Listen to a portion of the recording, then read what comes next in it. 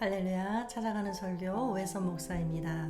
오늘 우리를 찾아오신 하나님의 말씀은 요한복음 10장 9절 10절 말씀입니다. 내가 문이니 누구든지 나로 말미암아 들어가면 구원을 받고 또는 들어가며 나오며 꼴을 얻으리라. 도둑이 오는 것은 도둑질하고 죽이고 멸망시키려는 것뿐이요 내가 온 것은 양으로 생명을 얻게 하고 더 풍성히 얻게 하려는 것이라. 아멘. 하나님의 말씀이었습니다. 예수님은 이 세상 가운데 육신의 몸을 입고 오셨습니다. 왜 육신의 몸을 입고 오셨을까요? 여러 가지 측면에서 조금씩 다르게 이야기할 수 있겠지만 오늘 본문은 이렇게 말합니다. 내가 온 것은, 그러니까 예수님이 온 것은 양으로 생명을 얻게 하고 더 풍성히 얻게 하려는 것이라. 예수님께서 이 땅에 육신의 몸을 입고 오신 것은 첫째, 양으로 생명을 얻게 하고 둘째, 더 풍성히 얻게 하려는 것이라. 자, 첫 번째, 양으로 생명을 얻게 하고 이것은 예수님의 생명을 얻어서 하나님의 자녀가 되는 생명입니다. 영적인 출생을 말하는 거죠. 두 번째, 더 풍성히 예수님의 생명을 더 풍성히 얻게 하려는 것이라. 이것은 하나님의 자녀가 된 것을 넘어서서 하나님의 자녀답게 사는 것을 말합니다. 우리는 예수님을 믿음으로 인해서 하나님의 자녀가 되었습니다. 이것은 천국에서 영원히 살 수 있는 행복한 존재들이 되었다는 뜻이죠. 그렇다면 여러분들에게 묻겠습니다. 여러분들 하나님 때문에, 예수님 때문에 행복하십니까? 똑같은 예수님을 믿으면서도 어떤 사람은 일상 가운데 감사가 있고 기쁨이 있습니다. 앞을 가로막는 산과 같은 문제 앞에서도 겁내지 않고 평안을 잃지 않습니다. 주님을 찬양합니다. 반면 어떤 사람들은 믿지 않는 사람들과 똑같은 모습으로 살아갑니다.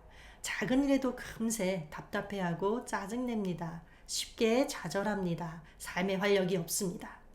이 차이가 무엇일까요? 풍성한 예수님의 생명의 역사가 있느냐 없느냐의 차이입니다. 그러니까 예수님을 나의 구주로 믿는다고 해서 다 똑같은 생명력이 아니라는 거죠. 육신의 생명을 예로 들어 볼게요.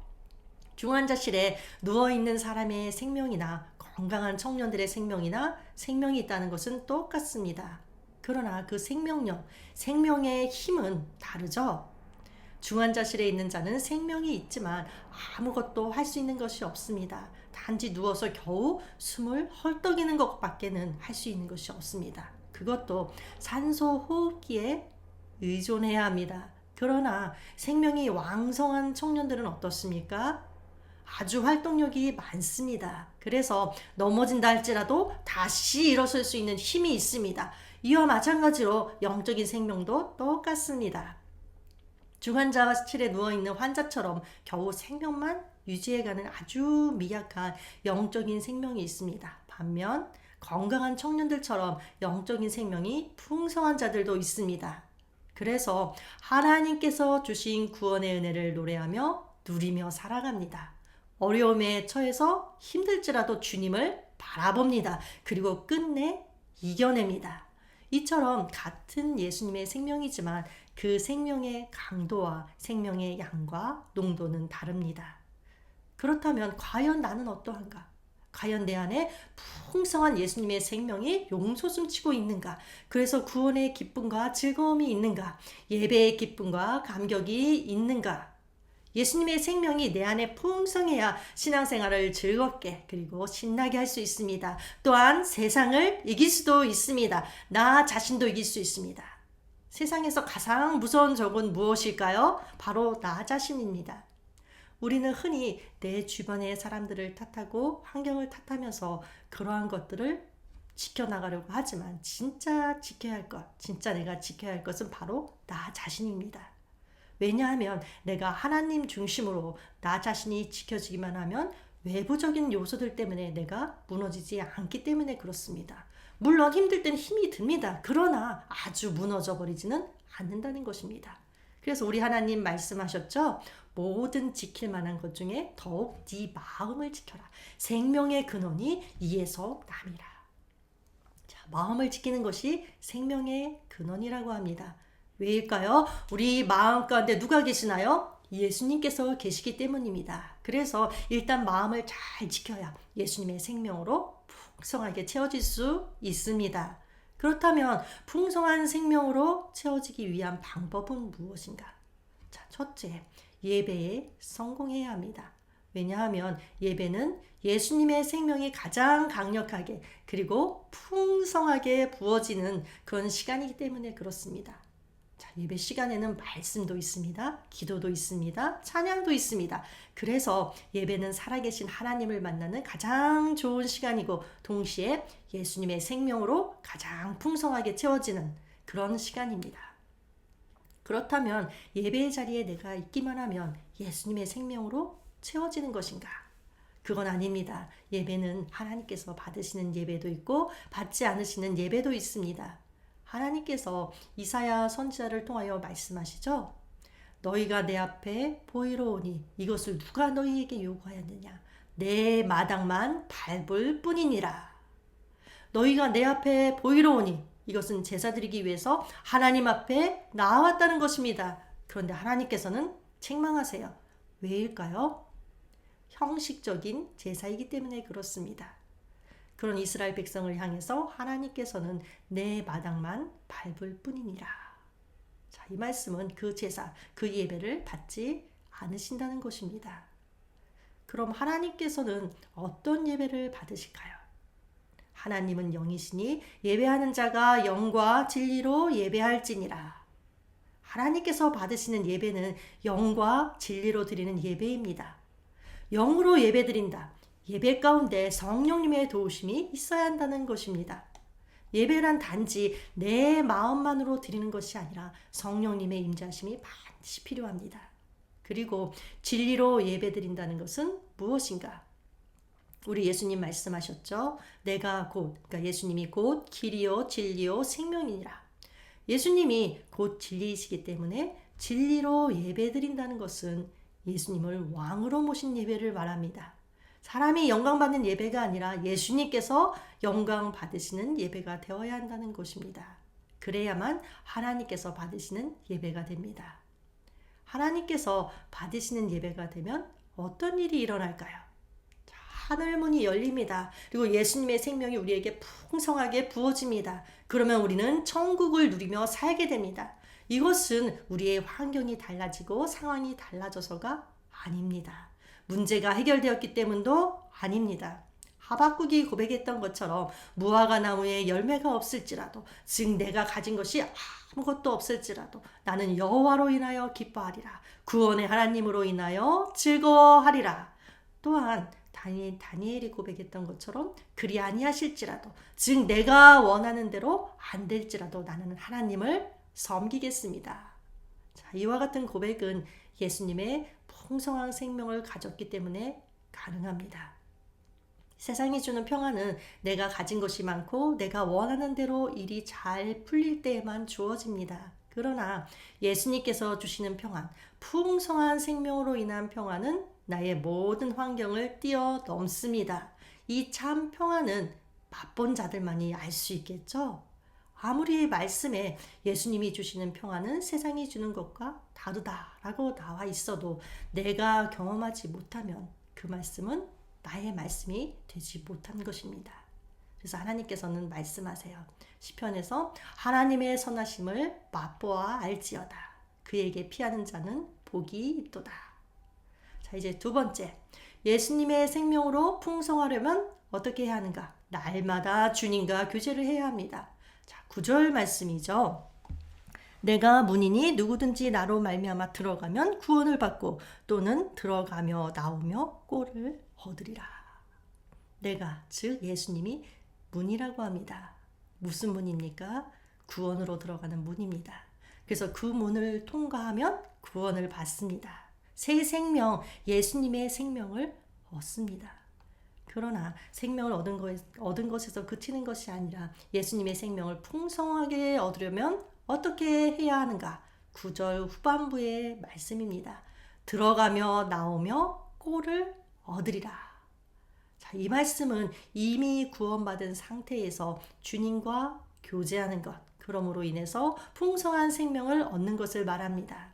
주일날 예배드림으로 인해서 우리는 풍성한 생명을 얻습니다. 그러나 이것이 일주일 내내 그대로 유지되는 것은 아니죠.